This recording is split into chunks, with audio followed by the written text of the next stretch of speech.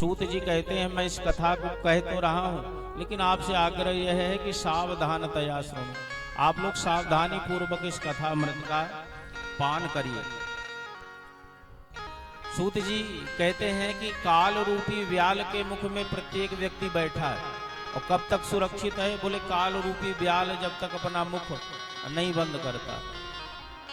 व्याल समय रूपी जो अजगर है उसके मुख में हम बैठे हैं, और कब तक सुरक्षित है? जब तक ये समय रूपी अजगर अपना मुख नहीं बंद करता। जितने दिन हमारी आयु है, जितना हम भोग नहीं लेते तब तक सुरक्षित, और जिस दिन हमारी आयु पूर्ण हुई उस दिन ये समय रूपी अजगर मुख बंद करेगा और हमारा अंत हो जाएगा। तो हम सुरक्षित कब तक हैं? जब तक ये काल यानी समय रूपी व्याल अपना मुख नहीं बंद करता।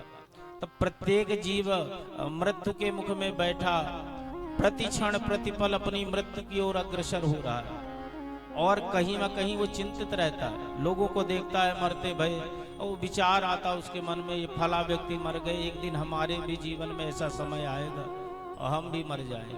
वो कहीं न कहीं भयभीत रहता है उस बात को चिंता में ला करके। तो ऐसे संसार का जो सबसे बड़ा भय है उसका नाश करने वाली ये भागवत की कथा है। ईदस्माद् परम किंचन मनः शुद्ध्यई न विद्यते। सूत जी महाराज कहते हैं इस संसार में मन की शुद्धि का सर्वोत्तम साधन है भागवत की कथा। किसी भी साधन से कलिकाल में मन पवित्र नहीं हो सकता। मन की पवित्रता का एकमात्र और सर्वोत्कृष्ट साधन है श्रीमद् भागवत। जन्मांतरे भवेत पुण्यम, ऐसे सहज नहीं मिलती है कि बैठे और प्राप्त हो गई। सूत जी कहते हैं जब जीव के जन्म जन्मांतरों के पुण्य होते हैं तब कहीं जा करके कथा सुनने का सौभाग्य बन पाता है, और नहीं तो तैयारियां व्यवस्था बनी रहती, वो बनी बनाई धरी रह जाती हैं, हो नहीं पाता। सतना के पास एक करही ग्राम है, 2 मई 2015 में वो कथा होनी थी एक तिवारी परिवार में। 1 तारीख की रात को उनके घर सामान पहुंचा, यज्ञशाला सारी व्यवस्था बनी थी, और जब सामान पहुंचा तो संयोग से वो दंपत्ति धर्म कर्म में कम रुचि रखती थी, कथो बन नहीं सुने। और जब भागवत का सामान 407 वाहन से पहुंचा, 7 दिन का भोजन छाजन भंडारा पूजा पाठ गद्दा रजाई पूरा ओसरिया में रखा, बड़ा सामान दिखे। वो धर्म पत्नी ने देखा, बोले ये क्या है? बोले भागवत का सामान है। तो इतना सामान लगेगा? बोले हाँ इतना लगेगा। ओ सर में हाथ रख करके वहीं बैठ गई ओसरिया में, और घंटों बैठे सामान को देखती रही। बिटिया लोग देखी कि माता राम तो घंटों से बैठी वो सामाने देखे जा रही है। जा करके हलाया डुलाया तो गिर गई वही सामान के ऊपर। डॉक्टर को बुलवाए तो पता चले कि माता जी पधार गए। तो 2 तारीख की सुबह बैठकी होनी, 1 तारीख की रात की 12-1 बजे की घटना है, और सारी व्यवस्था सारी तैयारियां सब बनी बनाई धरी रह गई, और कोई और काम होने लग गया है। तो जन्मांतरे भवेत पुण्यम, सहज नहीं है कथा श्रवण कर पाना। जब पूर्व जन्म और कई जन्म हमारे बनते हैं सुधरते हैं, उनके पुण्यों से हमें यह भागवत की कथा श्रवण के लिए प्राप्त होती है। इतनी यह दिव्य कथा है कि सुखदेव जी जिस समय परीक्षित जी को श्रवण करा रहे थे उस समय देवता लोग सुनने की इच्छा रख के आए, और खाली हाथ नहीं आए। अमृत का कलश लिया और अमृत का कलश लेके पहुंचे, प्रणाम किया सुखदेव जी को, कहने लग गए कि ये अमृत का कलश लेके आया, परीक्षित जी को श्राप है 7 दिन में मर जाएंगे, तो ये अमृत आप उनको पिला दीजिए, परीक्षित अमर हो जाएंगे। बोले बहुत अच्छी बात है, पर बदले में क्या चाहिए? बोले बदले में जो भागवत की कथा आप सुना रहे हैं सुखदेव जी परीक्षित जी को, ये भागवत की कथा हमको सुना दीजिए। तो अमृत दे करके वो भागवत की कथा सुननी चाहिए। देवताओं ने, सुखदेव जी ने अभक्त जान करके इनको कथा नहीं, भाई सहज रूप से कथा सुनने आते ठीक है, लेकिन अमृत लेकर के अमृत के बदले कथा सुनने की इच्छा रखी, इसलिए सुखदेव जी ने कथा नहीं सुनाई। वो कहने लग गए क्व कथा क्व सुधा लोके क्व काचा क्व मणिर महान ब्रह्मरातो विचार्यैवं तदा देवांजहासः। कहने लग गए कहाँ हमारा भागवत मणि और कहाँ तुम्हारा अमृत कांच का टुकड़ा। एक कांच का टुकड़ा पकड़ा करके हमारी दिव्य भागवत रूपी तुम मणि लेना चाहते, हमको अबोध बालक समझा। तो अमृत के बदले कथा नहीं सुनाई और डांट करके भगा दिया देवताओं को। तो देवा नाम भी दुर्लभ, ये जो भागवत की कथा है देवताओं को भी सुनने के लिए प्राप्त नहीं। तो इसलिए भगवत कृपा का अनुभव करना चाहिए जब भगवान की कथा श्रवण के लिए मिले, और सावधानतया श्रवण, सावधानी पूर्वक इस कथा का श्रवण करना चाहिए। सप्ताह पद्धति से श्रीमद् भागवत कथा सुनने की विधा है। 7 दिन में सारी कथा का श्रवण करना चाहिए। तो ग्रंथ तो बहुत बड़ा है, तो 7 ही दिन में क्यों सुननी चाहिए? ये परंपरा कहाँ से निकली? बोले ये परंपरा सर्वप्रथम नारद जी के द्वारा प्राप्त भई। नारद जी ने 7 दिन में ये कथा सप्ताह पद्धति से अपने बड़े भाई सनत कुमारों से सुनी थी। सबको बड़ी जिज्ञासा ऋषियों को हुई कि नारद जी कभी एक जगह टिकते नहीं बहुत समय। नारद जी को ऐसा दक्ष का श्राप है, 2 घड़ी यानी 48 मिनट से ज्यादा एक जगह रुक नहीं पाते। तो ऐसे अस्थिर नारद जी, श्रापित नारद जी जो 48 मिनट से ज्यादा कहीं रुक नहीं पाते, कैसे एक जगह 7 दिन रुके कथा सुन? कृपा करके बताओ। तब श्री सूत जी महाराज बताते हैं कि एक बार नारद जी धरती आए, मन का विचार है कि सत्संग करेंगे धरती में जाए, और धरती में आकर के जगह जगह गए, तीर्थ स्थलों में, भारत भूमि में आए, लेकिन कहीं भी नारद जी को ऐसा कोई सत्कर्म दिखाई नहीं पड़ा, ऐसा कोई सत्संग नहीं मिला जो नारद जी को संतोष दे। कलिकाल का समय प्रारंभ हो चुका था और हर जगह कलिकाल अपनी स्थली बना करके निवास कर बैठा था। नारद जी का मन बड़ा उद्विग्न हुआ, वृंदावन आए और वृंदावन में उन्होंने देखा कि एक महिला रोती हुई बैठी है, उसके सामने 2 वृद्ध पड़े हैं। नारद जी को बड़ी जिज्ञासा हुई, नारद जी ने पूछा तो इस रोती हुई महिला ने अपना परिचय दिया कि मेरा नाम भक्ति है और मैं रो इसलिए रही हूं कि मैं युवा हूं, और ये जो 2 सामने हमारे बूढ़े पड़े ये हमारे बेटे हैं ज्ञान और वैराग्य। तो बताओ महाराज, हम युवा हैं माता होकर के और हमारे बच्चे वृद्ध हैं, बिल्कुल भी सामर्थ्य नहीं, उठ भी पाए चल भी पाए। तो बेटे के दुखी होने पर कोई माता सुखी नहीं हो सकती। मैं इनकी माँ हूं महाराज। उत्पन्ना द्रविणेशाः वृद्धिम कर्नाटके गता, क्वचिन क्वचिन महाराष्ट्रे गुर्जरी जीर्णतांगता। भक्ति कहती है हम दक्षिण भारत में जन्म लिए और कर्नाटक में वृद्धि भई, क्वचिन क्वचिन महाराष्ट्र, कहीं कहीं महाराष्ट्र में बड़ा आदर हुआ मेरा। भक्ति जो है वो दक्षिण की है। दक्षिण भारत में आज भी चारों वेद के जानकार और भक्ति वाले लोग प्राप्त होते। क्वचिन क्वचिन महाराष्ट्र द्रविणेषु च भूरिशः, कहीं कहीं महाराष्ट्र प्रांत में भक्ति दिखाई पड़ती है और द्रविणेषु भूरिशः, अगर भारी संख्या में भगवान की भक्ति देखनी है तो दक्षिण भारत में। और जितने भी भक्ति के आचार्य हुए, भक्ति के प्रचारक हुए, वो भी सब दक्षिण भारत के हैं। रामानुजाचार्य जी, शंकराचार्य जी, रामानंदाचार्य, जितने भी संत महापुरुष हुए हैं जिन्होंने धर्म को बढ़ाया, वो सब दक्षिण भारत के हैं। क्यों? भागवत जी के 5वें स्कंद में वर्णन है, ताम्रपर्णी, कृतमाला, पयस्विनी, कावेरी, ये सब नदियां हैं दक्षिण भारत में। और इन नदियों के जल का प्रभाव यह है कि इन नदियों का जो जल पिए वो प्रायः भगवान का भक्त होता है। इसीलिए सारे के सारे जितने भी भक्त हैं सब दक्षिण भारत में। कहीं कहीं महाराष्ट्र में संत एकनाथ वगैरह कुछ कुछ है, लेकिन विविध और अधिक मात्रा में दक्षिण में। तो भक्ति का जन्म दक्षिण का है। वृद्धि कर्नाटक की है, महाराष्ट्र में पूजित है। और गुर्जरे जीर्णताम गता, गुर्जर प्रांत में जीर्ण हो गई, पाखंडियों से पीड़ित हो गई। वृंदावन आई तो वृंदावन का ऐसा प्रभाव कि वृंदावनस्य संयोगा पुनस्तम तरुणी नव, धन्यम वृंदावनम तेनो भक्तिर्नत्यति यत्र।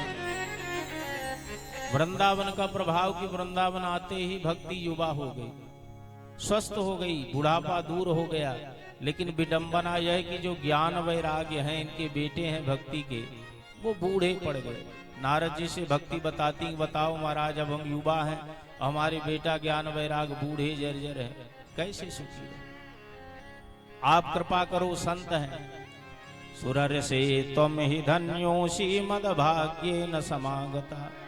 देवर्षि नारद आप धन्य हैं और मेरा बहुत बड़ा भाग्य रहा, इस वजह से आपके दर्शन हुए। संत साधु नाम दर्शनम लोके सर्वसिद्धि करम परम। भक्ति कहती है कि साधु का दर्शन हो जाए जीवन में तो माने सारे बिगड़े काम बन जाते हैं, सारी मन की चिंताएं दूर हो जाती संत के दर्शन मात्र से। तो मेरा बहुत बड़ा कल्याण होना, इसीलिए आप संत के दर्शन हुए। जयति जगति माया यस्य काया धवस्ते वचन रचन में कम केवलम चाकलय्या। ध्रुव पदमपि यातो यद कृपा तो ध्रुवोयम सकल कुशल पात्रम ब्रह्मपुत्रम नतास्मि। स्तुति करती है नारद जी आपकी जय हो जय हो। आप ब्रह्मा जी के पुत्र हैं, इतने श्रेष्ठ हैं कि आपके सत्संग से कयाधु पुत्र प्रहलाद माँ के गर्भ में ही ऐसे संस्कारित भये कि जन्म लेकर के दिव्य भक्ति की खंभे से भगवान नरहरि को प्रकट किया। ध्रुव जी ने आपकी बात मान ली और तपस्या की तो 5 वर्ष की आयु में भगवान को पा लिया, ध्रुव पद प्राप्त कर लिया। ऐसे सकल कुशल पात्र ब्रह्मा जी के बेटे हम आपको प्रणाम करते। नारद जी ने कहा कि चिंता मत करो, भक्ति तुम भगवान की बड़ी प्रिय हो, इतना प्रिय हो कि भगवान भक्ति के सामने कोई विचार नहीं करते। जिसके हृदय में भक्ति है भगवान उसके सारे दोषों को दरकिनार करके प्रविशति हृदय तेषाम भक्ति सूत्रोपन। अगर भक्ति से समन्वित है, वो नीच से नीच व्यक्ति हो, भगवान विचार नहीं करते। अगर भक्ति है उसके हृदय में तो भगवान जाकर के उसके हृदय में रह जाते हैं, उसके हृदय में घर बना लेते हैं और भक्ति के सूत्र में बंध जाते हैं। सदन कसाई था, शालिग्राम जी का बाट बनाया था, मांस बेचा करता था, काटता नहीं था अपने हाथ से, बाजार से लेकर के आता था, मांस का व्यापार करता, कसाई जाति का है। उसको मालूम नहीं था, ज्ञानता बसात काला बट्टा था बढ़िया, उसी का वजन बना रखा था और उसी वजन से तौलाई करता था मांस। कभी कोई संत वहां से निकले, उन्होंने देखा रे तो शालिग्राम जी की शिला है और कितना बड़ा अपराध कर रहा, बट्टा बना करके तौल रहा उसका। संत जी ने जा करके डांटा, समझाया और कहा ये तुम बहुत बड़ा पाप कर रहा, ला हमें दे दे, ये भगवान है। उसने हाथ जोड़े, महाराज हमको मालूम नहीं था, हम तो बट्टा ही, पर आदर हम बहुत करते थे क्योंकि इसी से सब काम चलता था। संत जी ले गए, बढ़िया सुंदर उनको पवित्र कराया, पंचामृत से स्नान कराया, खूब बढ़िया पूजा की। और रात को जब सोए तो भगवान कहते हैं कि भाई तुम तो सो रहे हो लेकिन हमको निद्रा नहीं आती, हमें तो वहीं तुम भेज दो जहां से लेकर के आए हो, सदन के यहाँ, वहां हमें ज्यादा आनंद प्राप्त होता है। तो संत जी को विवश होकर के वहां फिर जाना पड़ा, फिर से सदन कसाई। यद्यपि अब सदन कसाई ने उनका बट्टा नहीं बनाया, श्रद्धा से उनका वंदन किया, लेकिन भगवान भक्ति के बस में होते हैं। तयाति नीच ग्रहेष्वपि। नारद जी कहते हैं चाहे जैसा भी व्यक्ति हो, अगर भक्ति से समन्वित है, भगवान उसके हृदय में अवरुद्ध होकर के रह जाते हैं। तो भक्ति तुम प्रिय हो, तुम चिंता मत करो। जिन्होंने द्रौपदी चा परित्राता इन कौरव कस्मलात पालिता गोप सुंदरिया सा कृष्ण क्वापि नोगता। जिन्होंने कौरवों की कुत्सित सभा में द्रौपदी के लज्जा की रक्षा की, पालिता गोप सुंदरिया, जिन्होंने ब्रजवनिताओं की रक्षा करी, ऐसे भगवान श्री कृष्ण अभी भी कहीं गए नहीं, यही है। उनका चिंतन करो, तुम्हारा दुख दूर हो जाएगा। नारद जी इस प्रकार से समझा करके और प्रतिज्ञा करते हैं, कहते हैं कि अगर मैं तुम्हारे बेटों का कष्ट दूर नहीं कर पाया तो मैं नारद नहीं, ब्रह्मा जी का बेटा नहीं, तुम चिंता मत करो। नारद जी ने बहुत प्रयास किया, वेद वेदांत घोषयिष्य गीता पाठे प्रबोधितम। ज्ञान वैराग्य ठीक हो जाए इसके लिए उन्होंने वेद वेदांत का पाठ किया, गीता जी का पाठ सुनाया। मुखम संयोज करनाते शब्द मुच्चे समुच्चरण, ज्ञानम प्रबुद्धताम शीघ्र रे वैराग्य प्रबुद्धता। मुख कान के पास ले जाकर के ज्ञान वैराग्य के नारद जी कहते हैं, ज्ञान उठ खड़े हो जाओ, वैराग्य शीघ्र उठो। लेकिन शक्ति हो, चेतना हो तब तो उठे। गीता का जब बार बार पाठ सुनाया तब कुछ नेत्र खोल करके देखा और सामर्थ्य नहीं है इसलिए फिर नेत्र बंद करके अचेत बेहोश हो जाते। नारद जी ने कहा, अहो निद्रा कथम याति, कैसी इनकी निद्रा है, खुलती है। बड़ा परिश्रांत हो गए, बड़े दुखी हो गए नारद जी। अब विचार करते हैं कि हमने सारा प्रयास कर लिया, संत के पास क्या है, वेद वेदांत शास्त्र, तो वो सबका पाठ करके सुना दिया।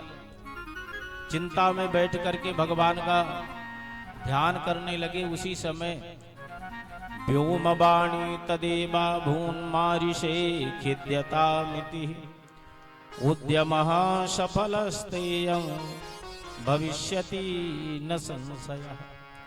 आकाशवाणी होती है, आकाशवाणी कहती है कि नारद तुम चिंता मत करो, उद्यमः सफलस्तेयं, तुम्हारा जो उद्यम यानी प्रयास है वो बहुत जल्दी सफल होगा।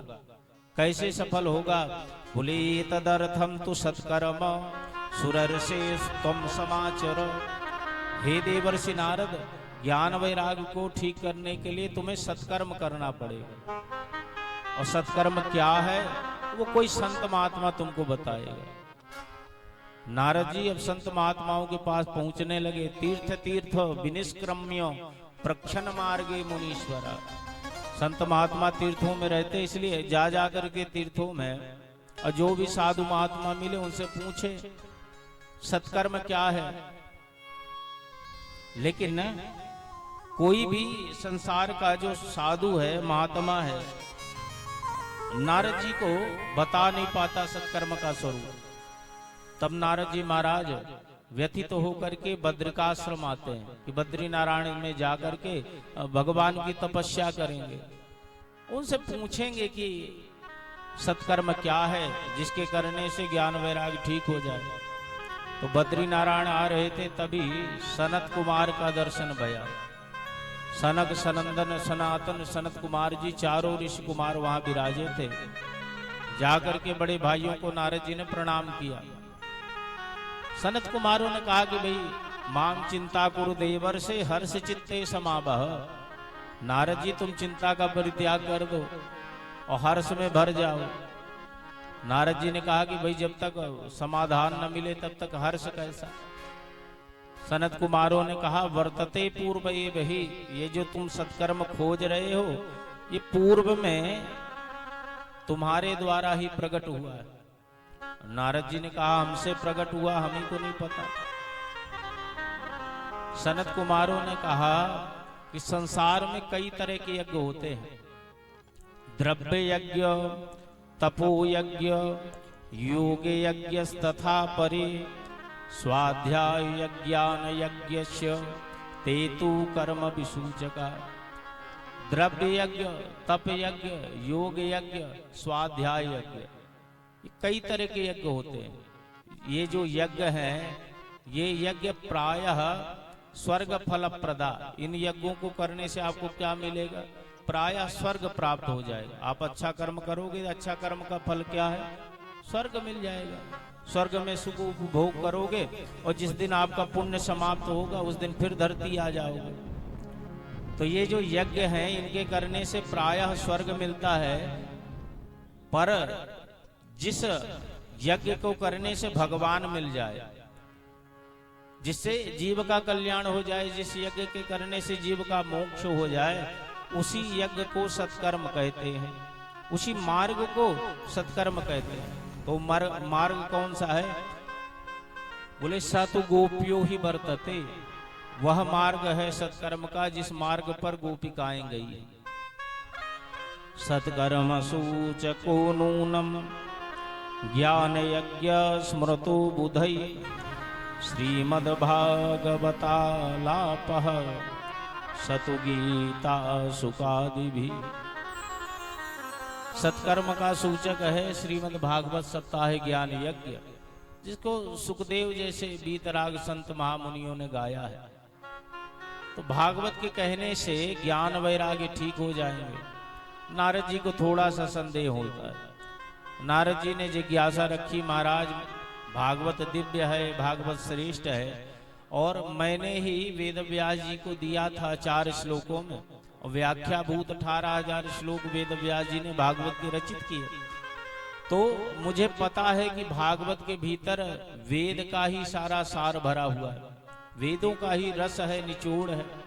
तो महाराज जब वेद से कुछ नहीं हुआ, हमने वेद का पाठ किया ज्ञान वैराग को ठीक करने के लिए, तो जब वेद से कुछ नहीं हुआ तो भागवत तो उसका सार है, उसका रस है, भागवत से क्या होगा। सनत कुमारों ने नारद जी को समझाया, बोले पृथक भूता फलाकृति, जैसे वृक्ष से फल उत्पन्न होता है, पर जितना रस जितना स्वाद फल में होता है उतना वृक्ष में नहीं होता। वृक्ष से उत्पन्न हो रहा है, वृक्ष के सार से, वृक्ष के रस से एक फल उत्पन्न होता है, पर जो रस जो स्वाद फल में होता है वो वृक्ष में नहीं। जैसे दूध से घी बनता है, पर जो काम घी करता है वो दूध नहीं कर पाता। दूध से ही घी बनता है, पर घी से दिया जलता है, और दूध से दिया नहीं जल पाएगा। उसके लिए उसको जमा करके, बिलो करके, सिद्ध करके जब घी निकालेंगे तभी ऐसा संभव है। तो दूध घी बना रहा है, लेकिन जो काम घी कर रहा है वो दूध नहीं कर पा रहा। जैसे इक्षुणाम अपि मध्यांतम सरकारा व्यापतिष्ठति, गन्ना के गांठ गांठ में रस है, और उसी रस से शक्कर खांड का निर्माण होता है। पर जो काम ये कर लेती हैं शक्कर खांड, वो काम गन्ना नहीं कर पाता, जबकि गन्ने के ही रस से निर्मित है। ठीक नारद जी उसी प्रकार से भागवत की कथा है, वेद के ही सार से बनी है भागवत, लेकिन जो काम वेद नहीं कर पाए वो काम भागवत करेगी। सनत कुमारों की बात सुनकर के नारद जी ने कहा, महाराज हम भागवत जी की कथा कराएंगे ज्ञान वैराग्य के लिए, तो कहाँ कराएं, किस जगह कराएं। सनत कुमारों ने इनको स्थान बताया है। गंगा द्वार समीपे तुम तटमानंद नामकम, नाना ऋषिगणे जुष्टो देव सिद्ध निवेशित। गंगा के किनारे हरिद्वार में तुम कथा का आयोजन कराओ। नाना प्रकार के ऋषि लोग वहां निवास करते हैं। रम्य में एकांत देशस्थम हेम पद्मम सुसौरभम यस्समीपस्थ जीनबाना वैरम चेतसना स्थितम। इतना दिव्य स्थान है, वहां का वातावरण इतना पवित्र है कि वहां निवास करने से चित्त में कोई विकार नहीं आता। सब आपस में निर्विरोध होकर के प्रेम से भगवान का भजन करते, निवास करते। ऐसे सुंदर स्थान में भागवत की कथा हो, गंगा जी की कोमल बालुका और सघन वृक्षों की छाया। नारद जी आए, एक ऊंचा सा टीला बना लिया व्यासपीठ के लिए, और ऊंचा सा टीला बना करके आमंत्रित किया कथा के लिए सनत कुमारों को। चारों भाई पधार गए, व्यासपीठ पर पूजन हुआ और कथा कहना प्रारंभ कर दिया। और सबसे पहले भागवत का महात्म कहा सनत कुमारों। कहते हैं कि आप श्रीमद् भागवत का महात्म श्रवण करिए नारद जी, और ये महात्म ही इतना दिव्य है कि इस महात्म के श्रवण करने से मुक्ति कर तले स्थिता। महात्मा आप श्रवण कर ले प्रेम से, उसी से आपकी मुक्ति आपके हाथों में कैद हो जाए। इतना दिव्य भागवत का महात्मा है। सदा सेव्या श्रीमद् भागवती कथा, यस्य श्रवण मात्रेण हरिचित्तम समाश्रय। ये भागवत की कथा का सदा सेवन करना चाहिए, सदा सुनना चाहिए। ये नहीं एक बार सुने तब दोबारा वही कथा, नहीं, सदा सेव्या। इसके श्रवण करते रहने से हरि चित्तम समाश्रयित, भगवान श्री हरि हमारे चित्त में आकर के विराजमान हो जाते हैं। ये 18वां पुराण है वेद व्यास जी के द्वारा रचित। इसमें 18,000 श्लोक हैं, 335 अध्याय हैं, 12 स्कंद हैं। सुखदेव परीक्षित जी के संवाद के माध्यम से सारी भागवत की कथा कही गई है। और तावत संसार चक्रेस्मिन् भ्रमतः ज्ञानतः पुमान् यावत कर्णगता नास्ति सुख शास्त्र कथोज्वल। ये संसार में जीव का जन्म मृत्यु का चक्कर चलता है, 84 लाख योनियों का चक्कर। कब तक? बोले यावत कर्णगता नास्ति, जब तक वो उसके कान से श्रीमद् भागवत की कथा उसके भीतर प्रवेश नहीं कर जाती तब तक। और जैसे ही कर्ण विवरों से भागवत की कथा अंतःकरण में पहुंची और उसका जो जन्म मृत्यु का चक्कर 84 का है वो छूट जाता है। अद्भुत यह श्रीमद् भागवत महापुराण है, दिव्य इसकी महिमा, इसके लिए समान कुछ भी नहीं। ना गंगा ना गया काशी पुष्करम ना प्रयागकम सुख शास्त्र कथायाश्य फले न समता न गंगा न गया न काशी न पुष्कर न प्रयाग। ये भागवत की कथा के बराबर किसी तीर्थ और किसी धर्म में फल नहीं है। इतना श्रेष्ठ श्रीमद् भागवत महापुराण है। थोड़ा सा ज्यादा लगा सौनकादिक ऋषियों को, कहा महाराज भागवत तो ठीक है, लेकिन आप कह रहे हैं कि भागवत के समान दूसरा कोई नहीं, ये तो कुछ ज्यादा हो गया महिमा। साश्चर्यमेतं कथितं कथानकं ज्ञानादिधर्मान विगण्य सांप्रतं निहसेयसे भागवतं पुराणं जातं कुतो योग विदादि सूचकम्। कुछ ज्यादा ही महाराज महिमा लगती है। सूत जी ने कहा आप जानते हो भागवत क्या? बोले भागवत पुराण है। बोले पुराण नहीं है। यदा कृष्णो धरां त्यक्त्वा स्वपदं गतुमुद्गता, जिस दिन भगवान धराधाम छोड़ करके गए, उद्धव जी को उपदेश किया भगवान ने।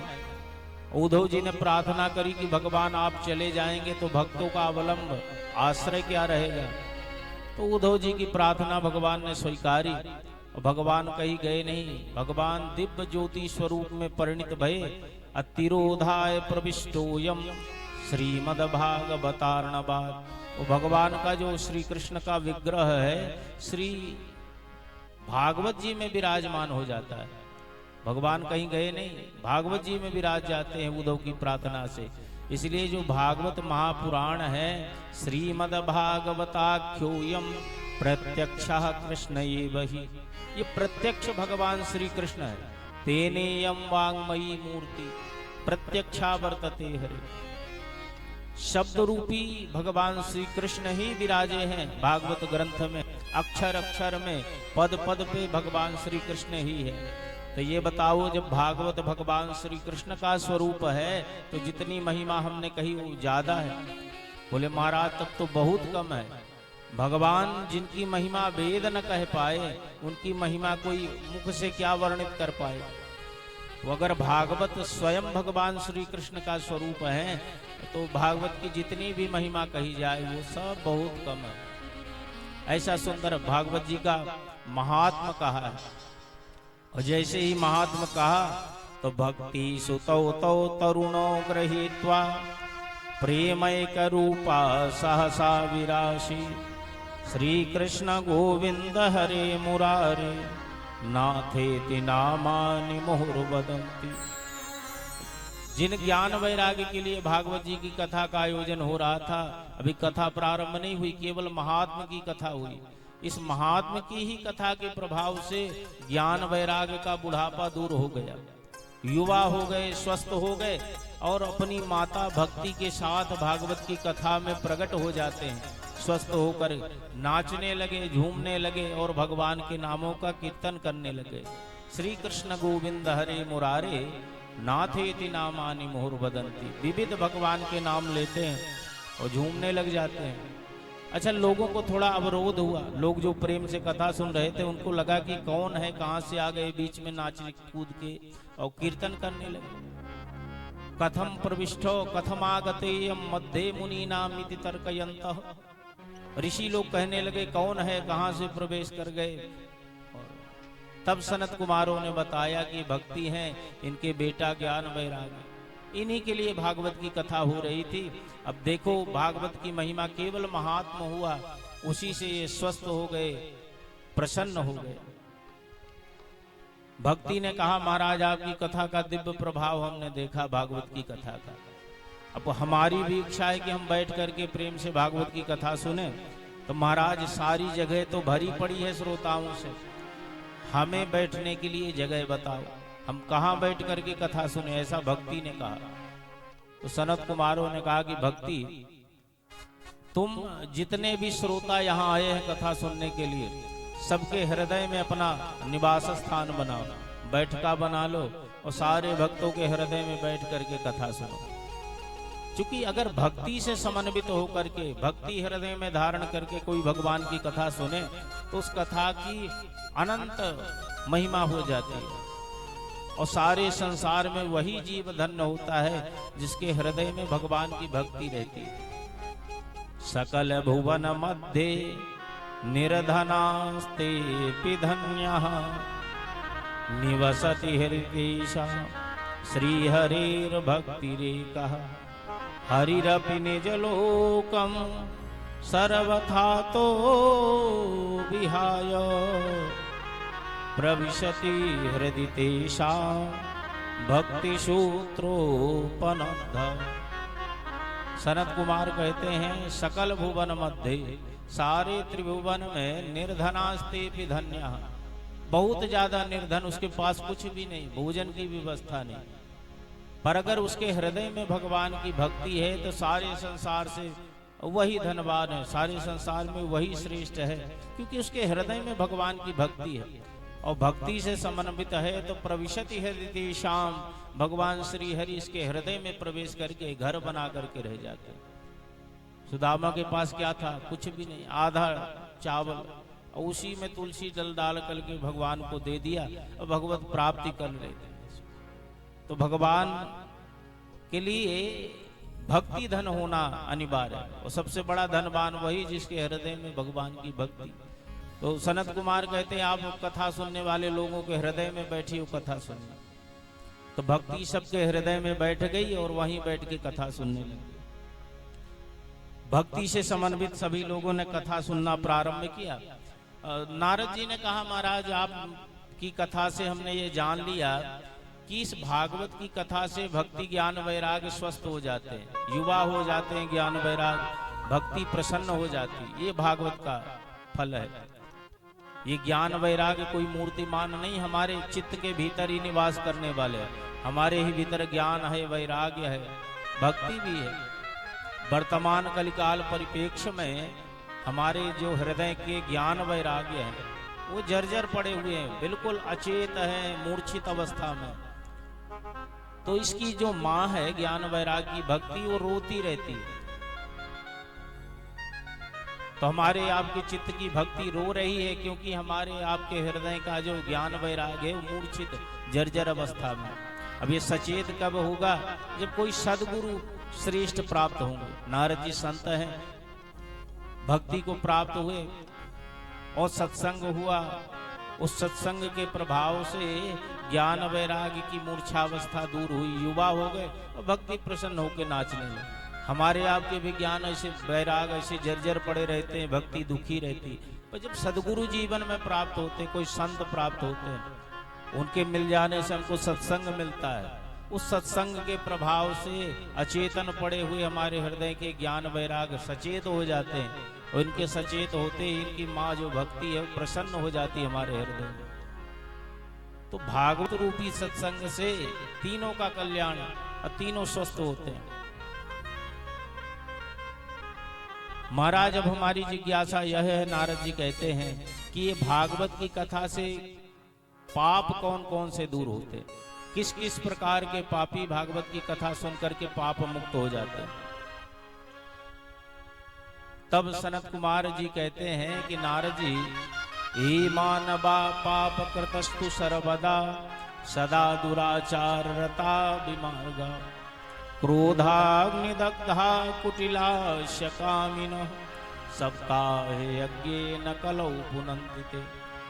सनत कुमार जी कहते हैं कि जो मानव जीवन पर्यंत पाप ही कर्म करता रहता है, सदा दुराचार रता, सदा दुराचार में रत रहता है, कुमार्ग में चलने वाला, क्रोधाग्नि दग्धा, क्रोध से दग्ध रहता है, कुटिल है, कामी है, ऐसा व्यक्ति भी अगर 7 दिन कथा सुने तो 7 दिन की कथा के प्रभाव से वो पाप मुक्त हो जाता है।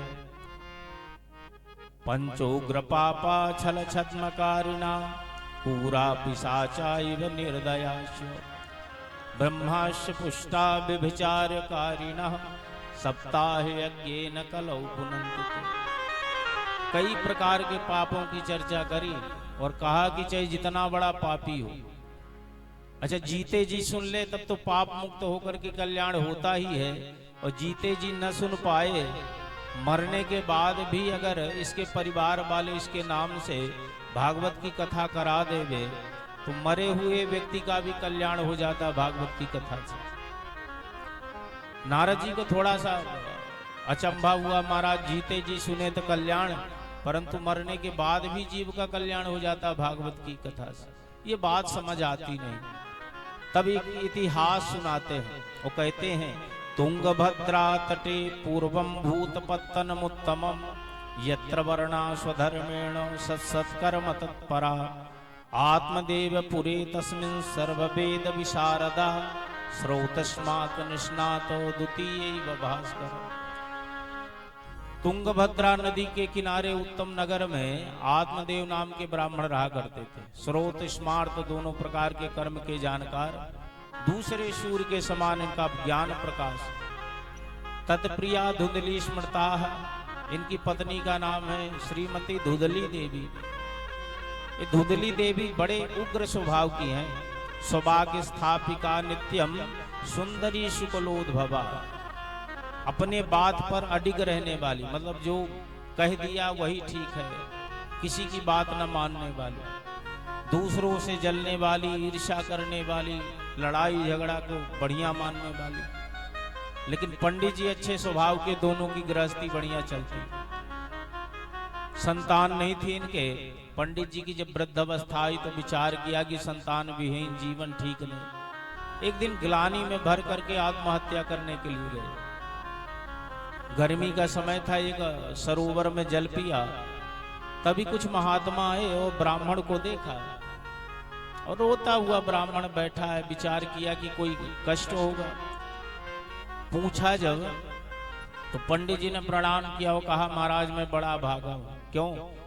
मैं देवताओं का पूजन करूं तो देवता नहीं लेते, पितरों का श्राद्ध करूं पितर नहीं स्वीकारते, संतान के बगैर महाराज मैं बड़ा भागा हूं। मैं जिस गाय को रखता हूं गाय कभी बछड़ा नहीं देती हमारे घर में, तुलसी लगाऊं सूख जाती घर में, महाराज संतान दे दीजिए। संत जी ने माथा पकड़ लिया। हमने विचार किया ब्राह्मण है, ज्ञानवान है, वो तो संसार में आसक्त है, संतान की इच्छा रख करके आया। समझाया महात्माओं ने कि देखो संतान जो है बंधन का कारण होती है, भगवान की कृपा मानो, संतान नहीं है किसकी आसक्ति करोगे, किसके लिए संग्रह करोगे? जो है धर्म कर्म करो, भगवान का भजन करके अपना कल्याण करो। राजा सगर के 60,000 संतान रही, कितना सुख पाया। तो जिनके इतनी ज्यादा संतानें, जब उन माता पिता को सुख नहीं तो तुमको एक संतान से क्या मिलेगा? भगवान का भजन करो। पंडित जी नहीं माने, हट कर लिया, नहीं दोगे तो मर जाएंगे, आत्महत्या का पाप हम तुम्हारे सर चढ़ा देंगे, तुम्हें ब्रह्म हत्या लग जाएगी। ऋषियों ने संकल्प करके एक फल दे दिया, ये फल को पत्नी को खिलाना, भगवान की कृपा होगी संतान हो जाए। ले जाकर के पत्नी को दिया फल, इसको खा लेना संतान होगी। लेकिन पत्नी उल्टा को पड़ी कि महाराज, उसके विविध प्रकार के नकारात्मक विचार आने लगे। एक सखी से अपने विचारों को व्यक्त करती हुई कहती है कि अगर मान लो हमारे गृह ग्राम में आग लग जाए, भूकंप आ जाए, सब भाग जाएंगे, मैं गर्भवती होने की वजह से, वजन बढ़ जाने की वजह से उसी भूकंप में, आगजनी में समाप्त हो जाऊंगा। माता को गर्भ से संतान को जन्म देने में बड़ी असह पीड़ा होती। माँ का भी जन्म होता संतान के साथ, दूसरा और मेरी जैसी सुकुमारी महिला कभी प्रसव पीड़ा को नहीं सह सकती। लालन पालन में संतान के बड़ा कष्ट होता, बच्चा रात भर जगता है, दिन भर सोता है, माता को सोने नहीं देता है। और सामाजिक मर्यादा ऐसी है कि माताओं को दिन में भी सोना, वो घर गृहस्थी का काम होता है, तो सामाजिक भय से, मर्यादा से वो दिन में भी नहीं विश्राम कर पाती और रात को संतान नहीं सोने देती। तो जो बच्चे का लालन पालन है वो भी बड़ा कष्टदायी है। तो धुंधली कहती है, बंध्या व विधवा नारी सुखनी चेत में मती। जो बांझ महिला है अथवा जिनके पति समाप्त हो गए हैं, वो महिला बड़ी सुखी है, क्योंकि संतान को जन्म नहीं देना पड़ता, फल नहीं खाया। एक बहन है, कई बेटे हैं, खाने के लिए भोजन नहीं घर में, आती रहती बीच बीच में कुछ लेने के लिए। इसको जब बताया तो बहन ने कहा कि भाई इतनी संतानें हमारी, एक संतान को रख ले, गोद ले ले, बेटे ही तो हैं। बोले हम तो ले लें, पर तेरे बहनोई थोड़ी मानने वाले जीजा, उनको तो अपना बेटा चाहिए। बोले वो बड़े भोले हैं, कुछ जानते नहीं, मैं गर्भवती हूँ, अभिनय करके रह जाओ घर में कि हमारे बालक होने वाला, हमारे जब बालक होगा हम तुम्हें दे देंगे। कह देना अपने पति से कि हमने जन्म दिया है, वो क्या जानेंगे, फल का क्या करें जो लेके आए हैं। बोले तुम्हारे घर की गाय बांझ है, परीक्षा कर लो, संत के प्रसाद से बेटा होगा कि नहीं, गाय को खिला के देख लो। बहन की बात मान करके वो आटे में मिला करके फल को गाय को दे दिया और कपड़ा लपेट करके पेट में गर्भवती बन गई। आत्मदेव भोले, बेचारे समझे नहीं, ठीक है भगवान की कृपा हुई, संतों का आशीर्वाद, हमें संतान होगी। जब बेटा पैदा हो गया साली के आत्मदेव के, वो रात को लेकर के आई, वो दे दिया अपनी बहन धुंधली को, वो बदले में धन लेकर के चली गई। धुंधली सुबह भाई पतिदेव को संदेश भिजवाया, आपके बेटा भया। बड़ा प्रसन्न आत्मदेव, ब्राह्मणों को बुलाया, गीत वादित्र घोषे भुक्त द्वारे मंगलम बहु, बहुत प्रकार के वाद्य यंत्र बजे और खूब बधाइयां लुटाई आत्मदेव। 3 महीना बीते तो जिस गाय को फल दिया था परीक्षा के लिए, उस संत का प्रसाद वो असर दिखा गया। त्रिमासे निर्गते चाथ साधेनु सुसुवेर्भकम सर्वांग सुंदरम दिव्यम निर्मलम कनक प्रभम। उस गाय ने भी 3 महीने के बाद एक मनुष्य की आकृति का बालक जन्म दिया। केवल कान जो है गाय के जैसे, पूरा शरीर मनुष्य की आकृति। अच्छा, गाय के बछड़ा होता है, मनुष्य तो जन्म लेता नहीं। अब आत्मदेव के यहाँ गाय ने मनुष्य की आकृति का बालक जन्मा, इसलिए इस आश्चर्य को देखने 4 गांव के लोग आते हैं और आत्मदेव के भाग की बड़ी प्रशंसा करते हैं कि कहाँ तो बेटा नहीं, कहाँ गाय के भी बेटा पैदा हो रहा। दोनों का नामकरण हुआ। माता बड़ा प्रेम करती है अपनी संतान को, इसलिए माता ने अपने नाम से मिलता जुलता उसका बेटे का नाम रखा धुंधकारी। कई बार ऐसा होता, आप बच्चे से नाम पूछते हो, बेटा क्या नाम है, वो बताएगा, फिर पूछोगे तुम्हारे पिता का, माता का क्या नाम है, उसको अपने घर वालों का भी परिचय देना पड़ता है। अब धुंधली कहती है मैं अपने बेटे का ऐसा नाम रखूंगी कि वो नाम अपना बताएगा तो फिर परिचय बताने की जरूरत नहीं रहेगी, किसका बेटा है। मेरा नाम धुंधली, तो मेरा बेटे का नाम धुंधकारी, धुंधकारी नाम से ही पता चल जाएगा धुंधली का बेटा है, ठीक। दूसरे बेटे का, गाय के पुत्र का नाम आत्मदेव रखते हैं। गोकर्णम तम सुतम दृष्ट्वा गोकर्णम नाम चाकरु। गाय के जैसे कान है इसलिए नाम रख दिया गोकर्ण। समय के साथ दोनों बच्चे बड़े हुए और उपनयन संस्कार हुआ और इसके बाद गुरुकुल पढ़ने भेजा गया। गोकर्ण जी तो चले गए पर माँ के प्रेम से धुंधकारी पढ़ने नहीं गए। बच्चा प्रारंभ में विद्यालय नहीं जाता, रोता है, पर माता पिता जानते हैं कि इसका कल्याण तभी होगा जब ये जाएगा, तो डांट करके उसको फुसला करके भेजेंगे ताकि इसका कल्याण हो। लेकिन धुंधली ने कहा कि एक बेटा का जरूरी है पढ़ना, इतनी संपत्ति तुमने कमा रखी किसके लिए, कुछ भी नहीं करेगा, घर रहेगा, खाएगा, पड़ा रहेगा, हम बाहर नहीं जाने देंगे बच्चे को। तो माँ के प्रेम से धुंधकारी घर रह जाता है। गोकर्ण जी पढ़ने चले गए। माता शत्रु पिता वैरी ये न बालो न पाठिता। माता पिता के प्रेम से संतान बिगड़ जाए, वो माता पिता संतान के बैरी है। प्रेम भीतर से करना चाहिए संतान से, पर उस प्रेम से और बाह्य प्रेम से अगर बच्चा बिगड़ जावे तो आप शत्रुता निभा रहे संतान से। माता के प्रेम से जब वो नहीं गया पढ़ने तो सनत कुमार जी कहते हैं देवर्षि नारद तो बच्चा बिगड़ने लग गया। भाई कोई बच्चा पढ़ने नहीं जाएगा तो स्वाभाविक सी बात है, गलत लड़कों की संगति में खेल खेलेगा, कभी ताश कभी कंचा कभी पत्ता, फिर धीरे धीरे और बुराइयां बढ़ेगी। गुटखा खाएगा, फिर जुआ खेलेगा, फिर और व्यसन बढ़ते जाएंगे और धीरे धीरे उसके भीतर सारे दुर्गुण आते जाएंगे, गलत संगति आती जाएगी। धुंधकारी के साथ भी यही हुआ। ये अभक्ष का भक्षण करने लगा, जो कृत्य नहीं करना चाहिए वो करने लग गया।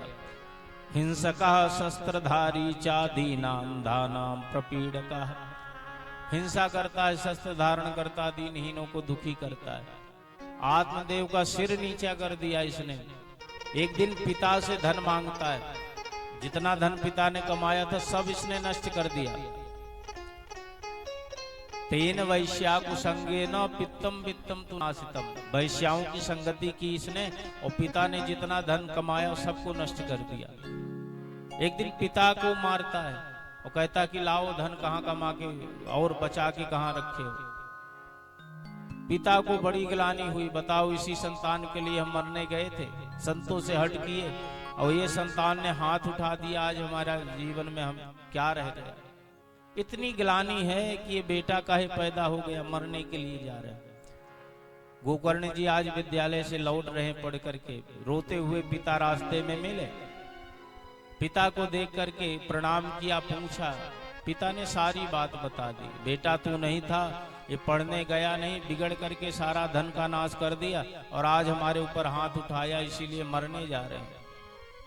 गोकर्ण जी ने कहा, पिताजी मृत्यु लोक है, मरना तो सबको है, जो आया है वो जाएगा, निश्चित व्यवस्था है, कुछ हो ना हो मौत जरूर होगी, पर मरने से पहले जीव को अपने कल्याण का साधन कर लेना चाहिए। अंधकूपे स्नेह पासे बद्धा पंगुरहम सठ, कर्मणा पतितो नूनम ममुद्धार भवानवाद।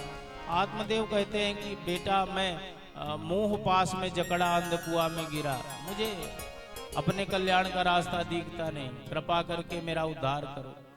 2 श्लोकों का उपदेश किया गोकर्ण जी महाराज ने। देहस्थि मांस रुधिरे भीमति त्यजत्वम, जाया सुतादिषु सदा ममतां विमुञ्चु, पश्यानिशं जगदिदं क्षणभंग निष्ठो, वैराग्य राग रसिको भव भक्ति। गोकर्ण जी कहते सारी आसक्तियों का परित्याग कर दीजिए। देह अस्थि मांस रुधिर का पिंड है, इसको हम मानते अपना, यह आपका नहीं, एक ढांचा है, अस्थि मांस रुधिर का पिंड है। अभिमति है कि मैं हूं, इसका त्याग कर दीजिए।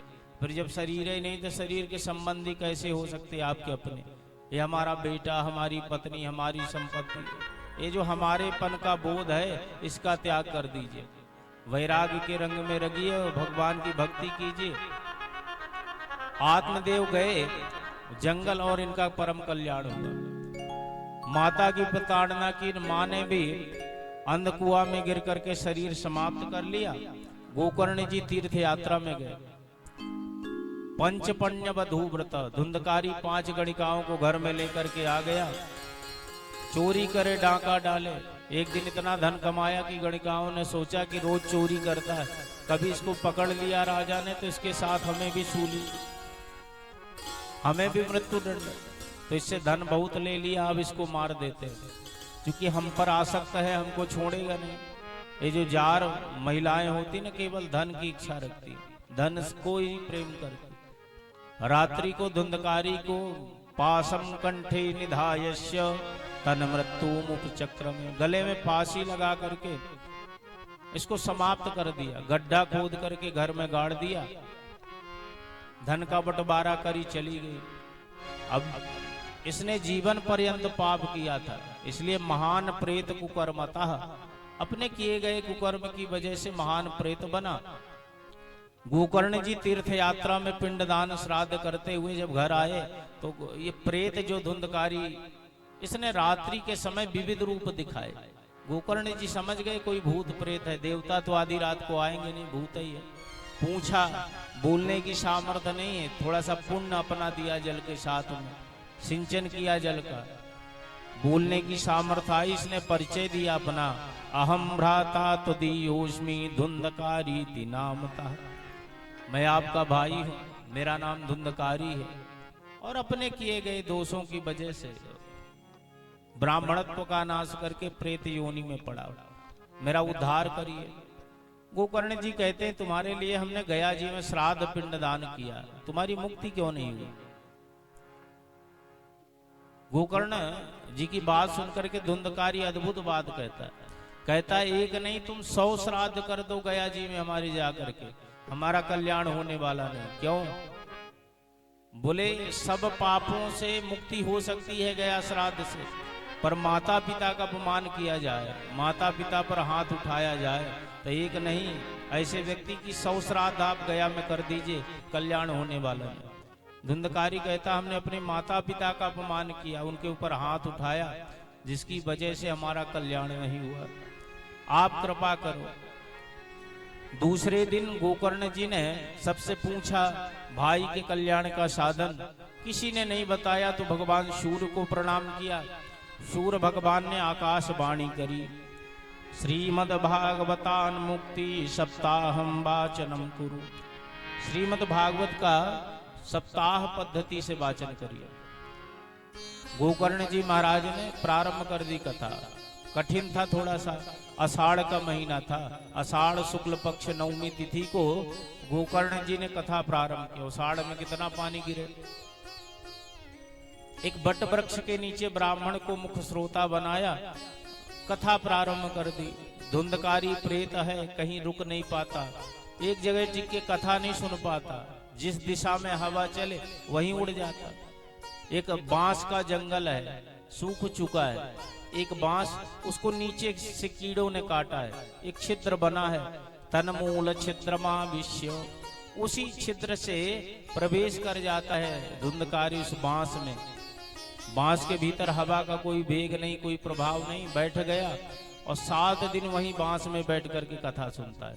तो पहले दिन की कथा से पहली बांस की गांठ, दूसरे दिन की कथा से द्वितीय बांस की गांठ, एवं सप्त दिनश्चैव सप्त ग्रंथि विभेदनम, 7 दिन की कथा से 7 बांस की गांठें फट गई और दिव्य रूप धरो जाता तुलसी दाम मंडिता, दिव्य रूप धारण करके गले में तुलसी की माला, पीताम्बर वस्त्र, हाथ जोड़ करके भागवत की महिमा गाने लग गया। धन्या भागवती वार्ता प्रेत पीड़ा विनाशिनी, सप्ताहोपि तथा धन्या कृष्ण लोक फल प्रदा, धन्य है भागवत की कथा जो मेरे जैसे प्रेत की पीड़ा का विनाश करने वाली, धन्य है सप्ताह की पद्धति जो कृष्ण लोक की प्राप्ति कराने वाली है। ऐसा धुंधकारी कह करके भाई को प्रणाम करता है। और जब बैठ करके विमान में वैकुंठ जाने लगा तो गोकर्ण जी को थोड़ा सा संदेह हुआ, इतने सारे लोगों ने कथा सुनी और विमान केवल धुंधकारी के लिए। पूछा विमान चलाने वाले पार्षदों से, भैया कथा बहुत सारे लोगों ने बैठ के सुनी लेकिन केवल तुम धुंधकारी को ले जा रहे हो, कारण? बोले श्रवणस्य विभेदेन फल भेदोत संस्कृता, कथा सुनने में भेद था इसलिए फल में भेद हो गए। श्रवणम तु कृतम सर्वे ना तथा मननम कृतम, कथा बहुत सारे लोगों ने सुनी लेकिन मनन नहीं किया। क्या सुने? वो सुन करके वहीं पे भूल गए। धुंधकारी ने कथा सुनी, उसका मनन किया, चिंतन किया, इसलिए धुंधकारी को फल मिला और बाकी लोगों ने एक कान से सुना दूसरे से निकाल दिया, इसलिए फल नहीं मिला। सचेत होकर के कथा को हृदय में धारण करके जब सुना जाए तब कथा का फल मिलता है। चिंता मत करिए, दोबारा कथा कहिए और तुम्हारे लिए तो गोकर्ण भगवान स्वयं आएंगे। श्रोताओं को बड़ा पश्चाताप हुआ कि 7 दिन कथा सुने, फल मिला कुछ नहीं। तो श्रावणे मासी गोकर्ण कथा मूचे तथा पुनः, श्रावण के महीने में गोकर्ण जी ने दोबारा से कथा का आयोजन किया। अब इस बार सब श्रोता सावधान रहे और बड़े मन योग से कथा श्रवण करते हैं। 7 दिन के बाद हजारों विमानों के साथ वैकुंठनाथ भगवान प्रकट भये हैं। विमाने सह भक्तस्य हरिराव बभूवः। हजारों विमानों के साथ स्वयं हरि प्रकट भये। जितने गांव के जीव है सब विमानों में बैठ बैठ करके वैकुंठ जाने लगे। और गोकर्ण जी को भगवान ने हृदय से लगा लिया। हृदय से लगते ही गोकर्ण जी का शरीर छूट गया और भगवत पार्षद रूप होकर के भगवान के साथ विमान में बैठ गए। तदग्रामे स्थिता जीवा अश्वचंडाल जातया। सनत कुमार कहते हैं गोकर्ण जी के गांव में जितने भी जीव रहे, किसी भी योनि किसी भी जाति के, सबका कल्याण हो गया। इतनी दिव्य उस भागवत की महिमा भई कि कर्णे न गोकर्ण कथाक्षरो भय पीतस्य ते गर्भगता न भूया। गोकर्ण जी की कही कथा का एक अक्षर भी जिसके कान से भीतर प्रवेश कर गया वो दोबारा मां के गर्भ में नहीं आता है। सबका कल्याण हो गया इस कथा से। ये इतनी दिव्य कथा है। सनत कुमार कहते हैं कि इस कथा के श्रवण करने से पितरों का कल्याण हो जाता है, सारे पितरों की मुक्ति हो जाती है। और नित्य प्रति इस कथा का चिंतन किया जाए तो नित्यम सुख द पाठा द पुनर्भवम। इस कथा के नित्य चिंतन से व्यक्ति का पुनर्भव नहीं होता, संसार में दोबारा आवागमन नहीं होता है। बोले श्री लक्ष्मी नारायण भगवान की जय। अंतिम में विधि बताते, कहते भागवत सुनने के लिए सबसे पहले मुहूर्त का चिंतन करना चाहिए। अपने गुरु पौराणिक के पास, पुरोहित के पास जाकर के मुहूर्त बनवाइए। फिर मुहूर्त बन जाने पर यज्ञशाला के लिए जमीन का, भूमि का शोधन करिए। निश्चित करिए कहाँ यज्ञशाला बनेगा। आपके जो स्नेही प्रेमी जितने भी आपके संबंधी जन हैं सबको आप आमंत्रित करिए, निमंत्रण देकर के अपने घर कथा सुनने के लिए बुलाए। जितना सुनने से फल है उतना सुनाने में भी, आप तो सुन रहे हैं आपको फल मिल रहा, लेकिन आप प्रेरित करके अगर औरों को भी कथा श्रवण करा रहे हैं तो उसका भी एक दिव्य लाभ है। तो स्वयं सुनिए, दूसरे सबको भी जो आपके संबंधी जन उनको आमंत्रित करिए। शोधनम भूमि लेपनम धातु मंडलम। शोधन मार्जन और सुंदर यज्ञशाले का निर्माण हो। चतुर्दिक्ष ध्वजारूप बहुसंपद विराजितम। चारों तरफ ध्वजा पताखा लगा करके जितना यज्ञशाला का श्रृंगार सुंदरता बढ़ाई जाए उतना ही बढ़िया। 5 ब्राह्मणों का वर्ण होवे जो कथा के मध्य में जप करे ताकि कथा में कोई विघ्न ना आवे। वक्ता का चयन करे। वक्ता कैसा होना चाहिए? बोले विरक्तो वैष्णवो विप्रो वेद शास्त्र विशुद्ध कृत दृष्टांत कुशलो धीरा वक्ता कार्योति निष्प्रह। आसक्त माने लोभी लालची न हो, ब्राह्मण हो, वैष्णव हो माने भगवान का भक्त हो, विप्र हो, धीरा गंभीर स्वभाव वाला हो, वक्ता कार्योति निष्प्रह। ऐसा निष्प्रही वक्ता का चयन करना चाहिए। एक बार वक्ता का चयन करने के बाद फिर उसमें हेय दृष्टि नहीं रखनी चाहिए। पहले जब हम कथा सुने उसके पहले खूब विचार करे, शोधन कर ले, देख ले, लेकिन बाद में एक बार चयन के बाद अगर हेय भाव हमारा आता है तो उससे अपराध होता है। तो ऐसे वक्ता का चयन करना चाहिए। 7 दिन तक भूमि में शयन करना चाहिए, पत्ते में भोजन करना चाहिए, ज्यादा गरिष्ठ अन्न नहीं पाना चाहिए। प्रयास हो कि 7 दिन फलाहार पे रहा जाए, पर अगर ऐसा ना संभव हो तो एक बार भोजन और एक बार फलाहार लेकर के कथा का श्रवण करना चाहिए। ऐसा भी नहीं चल पा रहा तो बोले नोपवासम वरम मन्ये कथा श्रवण कार्यक्रम। आप दोनों सत्र में भोजन कर सकते हैं, परंतु कथा सुनने में आपकी रुचि बने। आप भोजन करके कथा सुनने में रुचि रख रहे हैं तो भोजन करके, बिगर भोजन के अगर आपका मन लग रहा तो बिगर भोजन के, जैसे भी आपका शरीर स्वस्थ रहे कथा सुनने में आपका मन लगे वैसा नियम बना करके आप कथा श्रवण करिए। 7 दिन के पश्चात गृहस्थ व्यक्ति को हवन कराना चाहिए। भागवत के 10वें स्कंद के द्वारा कम से कम 12 ब्राह्मणों का भोजन, इसके बाद वस्त्राभूषण दे करके ब्राह्मण और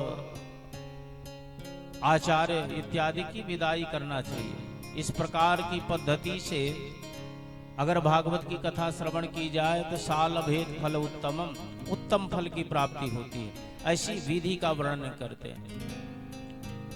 और अंत में इस महात्मा का विराम करते हुए फिर वेद व्यास जी ग्रंथ का मंगलाचरण करते हैं। इस मंगलाचरण का चिंतन करते हुए हम श्रवण करते हुए आज की कथा का विश्राम देंगे। मंगलाचरण के साथ कथा प्रारंभ होगी और कल से फिर विस्तृत रूप से हम भगवान की कथा श्रवण करेंगे। आज कुछ प्रकृति संयोग और पहला दिन रहा, सारी व्यवस्थाएं रही, थोड़ा सा विलंब रहा, पर कल से ठीक 2 बजे सायं कथा प्रारंभ हो जाएगी और शाम को 6 बजे तक, और प्रातः 7 से मध्याह्न के 12 बजे तक भागवत जी का पाठ पारायण चलेगा। अंतिम में हम भगवान का नाम संकीर्तन करके आज की कथा का विश्राम देंगे। पर उसके पूर्व मंगलाचरण के श्लोकों का श्रवण। ओम जनमाद्यस्य यतोऽन्वयादितरतः चार्धेषु भिज्ञास्वरा तेने ब्रह्महृदाययादि कवये मुह्यन्ति सूरयः तेजो वारिमृदां यथा विनिमयो यत्र त्रिशर्गो मृषा धाम्ना स्वेन सदा निरस्तकुहकं सत्यं परं धीमहि धर्मा प्रोज्झित कैत्रभूत्र परमो निरमत्सराणां सता वेद्यं वास्तवमत्र वस्तु शिवदं तापत्रयोन्मूलनम् श्रीमद्भागवते महामुनिकृते किं वा परैरीश्वरः सद्यो हृद्यवरुद्धतेऽत्र कृतभिः शुश्रूषुभिस्तत्क्षणा निगमकल्पतरोर्गलितं फलं शुकमुखादमृतद्रवसंयुतं पिबत भागवतं रसमालयं मुहुरहो रसिका भुवि भावुकः। श्रीमन्नारायण नारायण नारायण श्रीमन्नारायण नारायण नारायण लक्ष्मी नारायण नारायण नारायण लक्ष्मी नारायण नारायण नारायण केशव नारायण नारायण नारायण केशव नारायण नारायण नारायण माधव नारायण नारायण नारायण माधव नारायण नारायण नारायण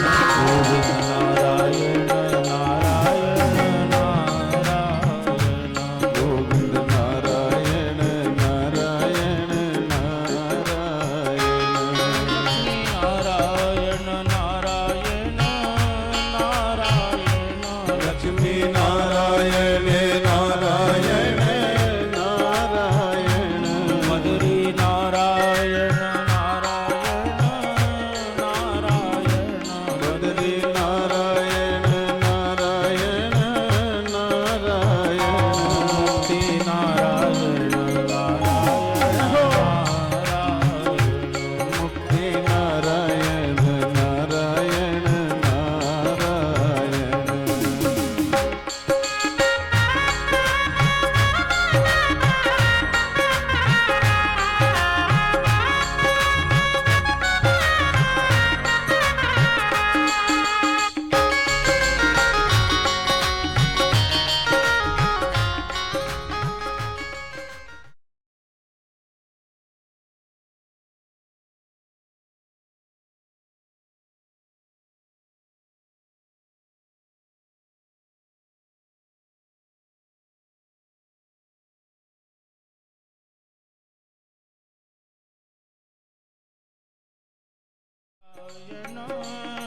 नारायण नारायण नारायण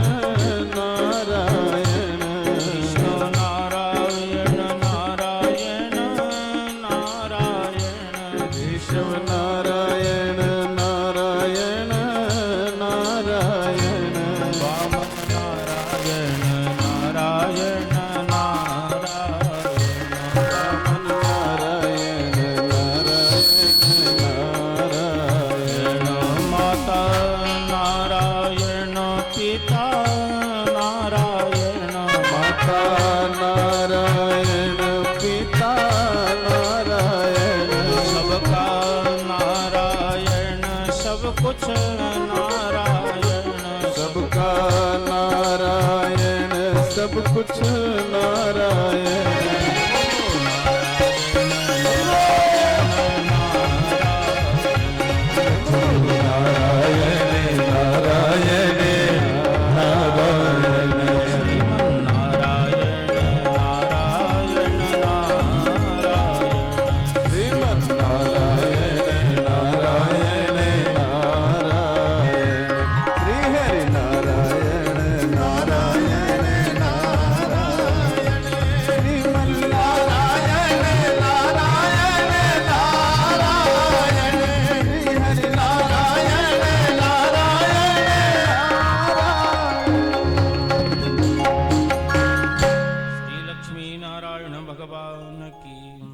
श्रीमद् भागवत महापुराण की जय हो। अब सब लोग मिलजुल करके भागवत जी की आरती करें।